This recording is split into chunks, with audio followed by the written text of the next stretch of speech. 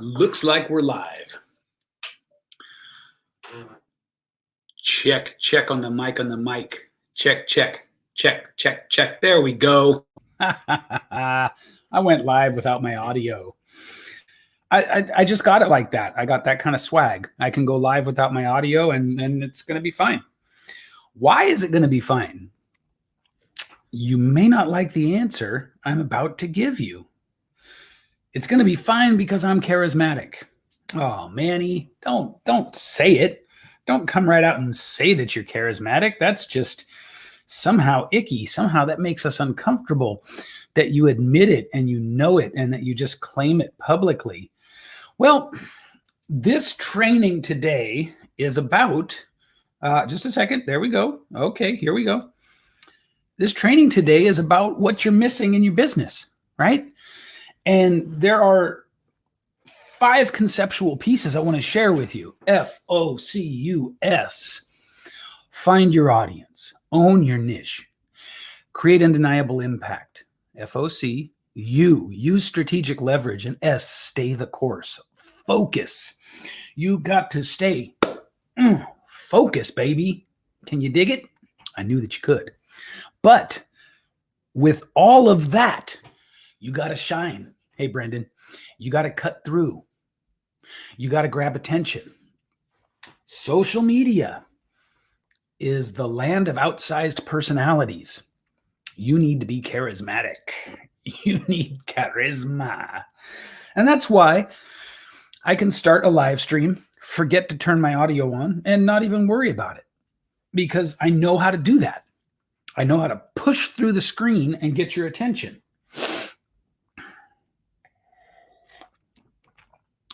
I know how to leave you hanging on my words while I take a sip of coffee. You see what I'm saying? So I see that some of you are tuning in now. You must say hi.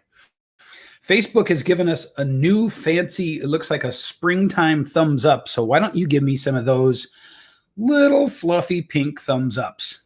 They used to be blue, you'll remember. And now they're pink and Easter and girly looking. I mean, obviously they're post-Easter, but you know what I'm saying.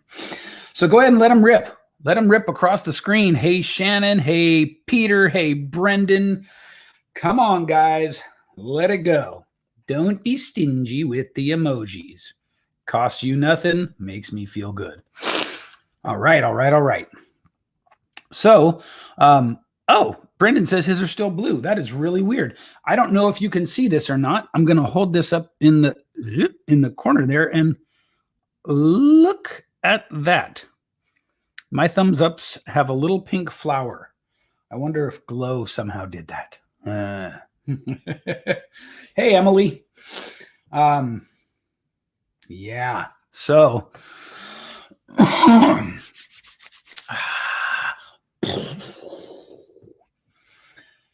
in the Wolf Pack, which is, of course, my membership program, where I give the best training available at a silly low price, $97 a month, in case you're wondering. We've been working on charisma over the last, I think, 3 calls. And let me tell you a few things about charisma.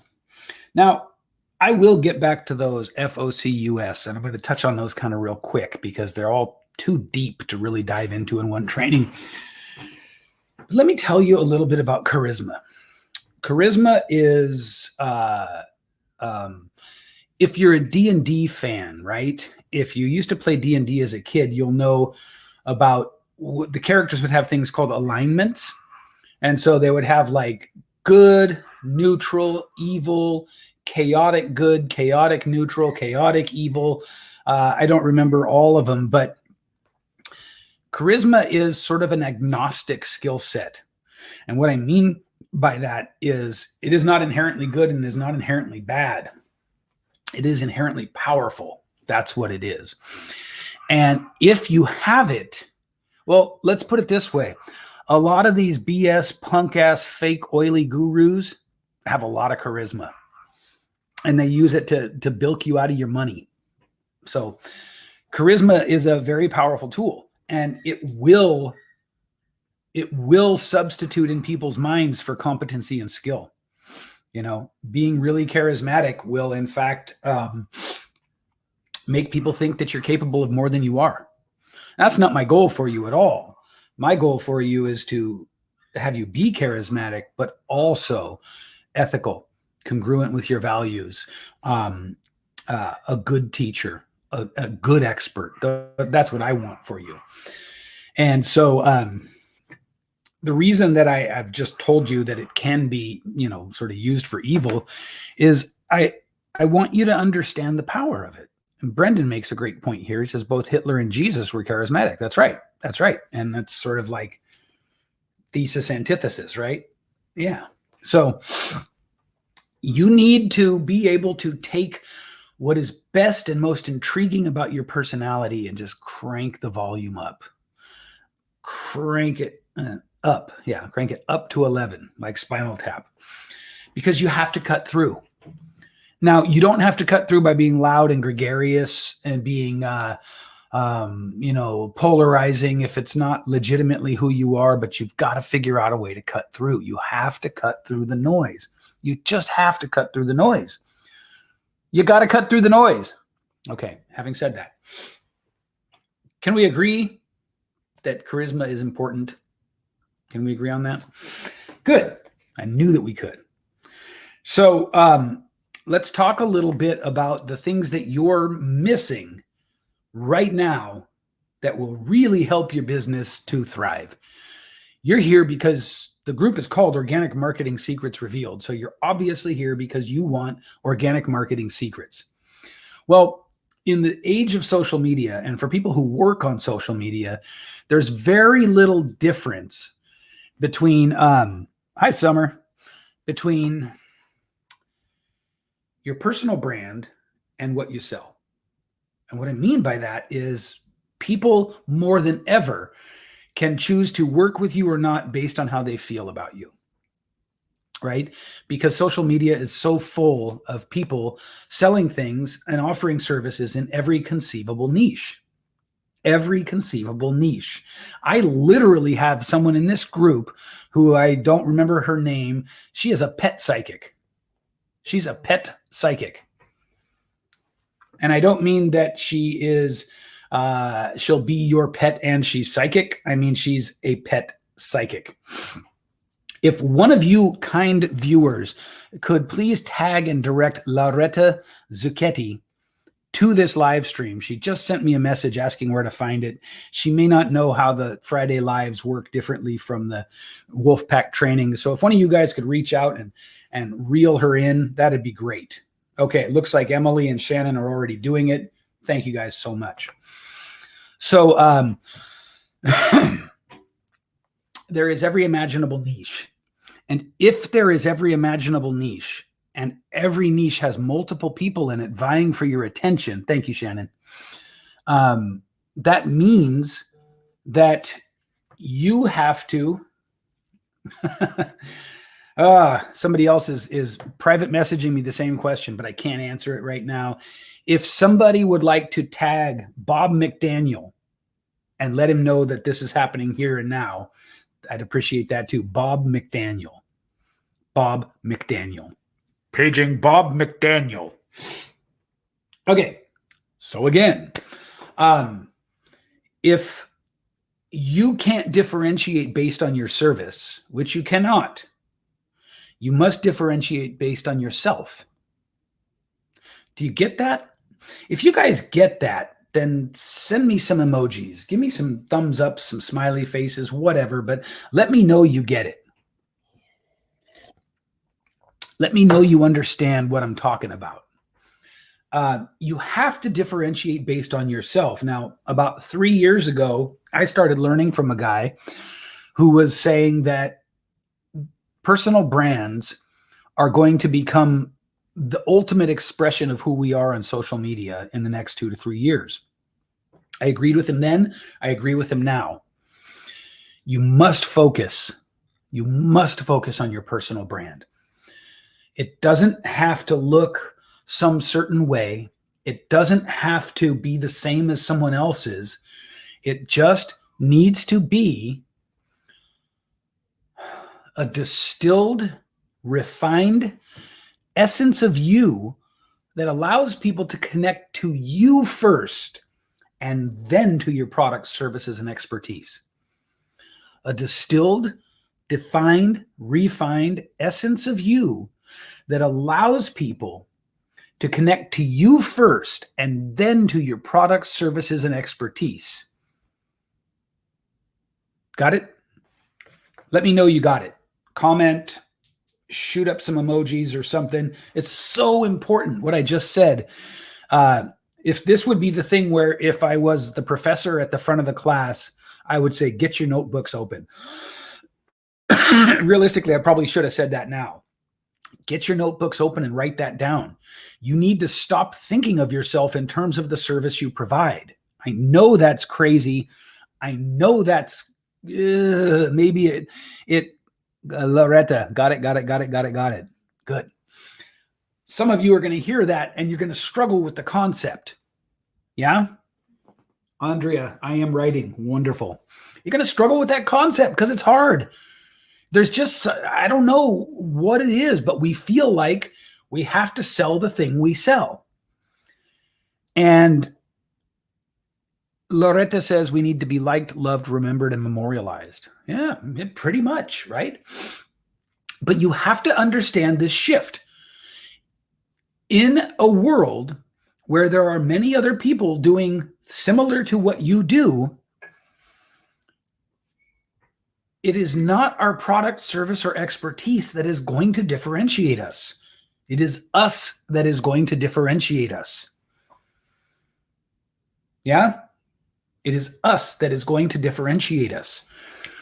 Brendan says, such a great concept that helps me to put more emotion in my message. Yeah, I'm too technical right now. It's got to be personality 70%, expertise 30%. I do this a lot. If you go through my trainings, I'm talking about the 70-30 thing a lot.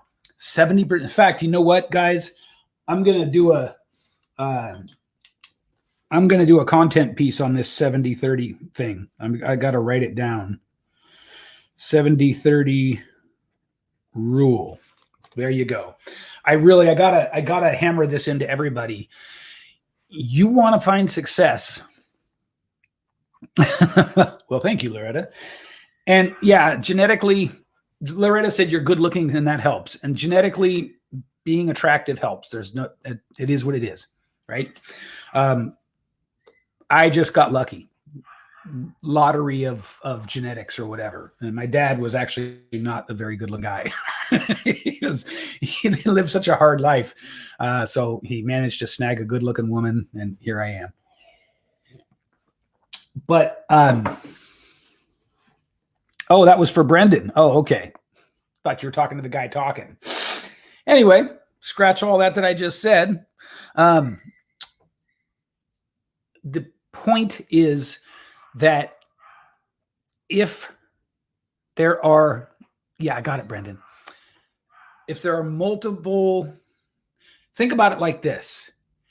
You want to buy a Chevy for some godforsaken reason. Scratch that. You want to buy a Volvo because you have class and style and taste. You want to buy a Volvo, and there are 7 different Volvo dealerships in your area, right? There are 7 different Volvo dealerships in your area. They cannot compete on their vehicles. Do you understand that? They cannot attract you based on the cars they sell because they all sell the same cars. So what they're going to do is they're going to try to create some other attraction principle to bring you in.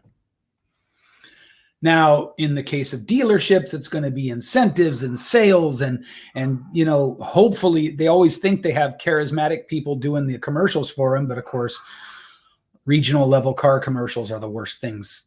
They're like the 9th plane of hell. But the point is this, again, like I just can't stress this enough. You can't compete on features. If you compete on features, you immediately get lost in the noise. Immediately. I like the side dialogue. Brendan, I think you'd agree with me. I've never felt so flattered or honored. You've got to figure out a way to let people connect to you. If you can let them connect to you, the world is your oyster. Pardon me, guys. It's still allergy season over here. If you can't figure out how to let them connect to you, then you're competing on features. And if you compete on features, people will price shop you. It's that simple. So now that we've said that, let's dive a little bit into the 5 sort of columns, the 5 verticals for how you can start to think in terms of your personal brand. F, find your audience. Find your audience is 2 parts. It's one external part. It's one internal part. And I'm going to move pretty quickly now. Finding your audience means you have to have strategies for getting in front of lots of eyeballs. You've got to have strategies for getting in front of lots of eyeballs. But, and here's the personal brand part, you have to be charismatic so that when you get in front of those eyeballs, people remember you. You've got to be able to turn up the volume and cut through that screen so that people remember you. Here's something I want you to remember. In news broadcasting, in sports broadcasting, like basically all anchor persons are taught that the camera cuts off 30% of energy. So it reduces your energetic output by 30%. Do you know what that means? Does anybody know what that means? I'm seriously wondering. I'm seriously asking. Do you guys know what that means? Do you know what the implication is of the fact that being on camera reduces your sort of intensity and your charisma and your energy by 30%? It means you have to turn it up by 30% or more. Yeah, Brendan, you got it. You've got to turn it up by 30% or more, preferably 40%. You got to cut through. You got to cut through. So when you find the eyeballs, great. Now they've got to remember you.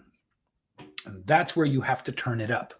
You have to assume that you need to be 40% more energetic and charismatic. So Peter says also puts 20 pounds on you. I don't know about that. I know they say that. I don't see it when I look at myself.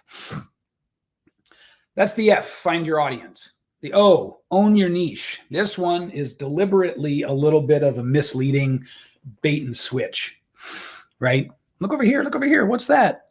Because you can't really own your niche unless you create your own niche. Now, how do you suppose you're going to create your own niche? It might have something to do with focusing on bringing people in with your personality first.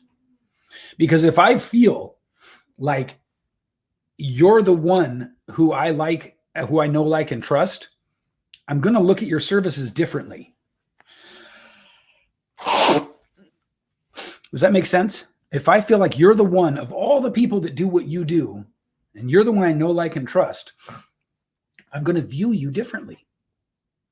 And so even if you're whatever, if I feel like I like you and know you and trust you, you've become a category of one in a sense. You've become a category of one. Make sense? Excellent. The C is for create undeniable impact. Creating undeniable impact is a matter of consistency. It's a matter of alignment to your values, your core values. You need to really be aware of being the same person as you show up on social media that you'd be in real life. Whoever that person is, whoever you've decided that your brand persona is going to be, which should be very much a distilled version of you, you'll remember. You need to be that person. Don't be fake on social media. I guess that's what I'm kind of saying. Don't be fake on social media. Create undeniable impact and then serve people. Serve people. serve them, and then use the social proof of having served them.